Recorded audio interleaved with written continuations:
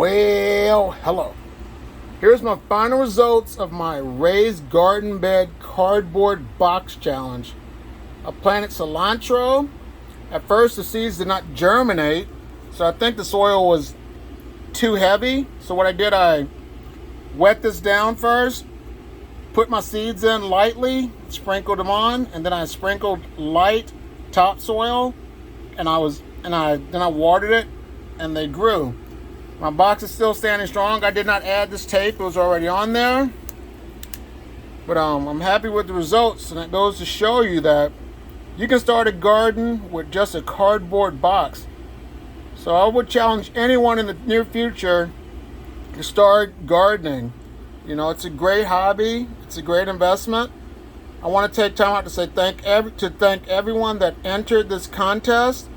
I will be drawing 2 names on May 1st for the before and after. I wish everyone the best of luck, and I hope that you will continue your gardening journey. Give this video a like if you like what you're hearing from me. Subscribe to my channel. I also want to say thank you all for watching, and you have a great day. Bye.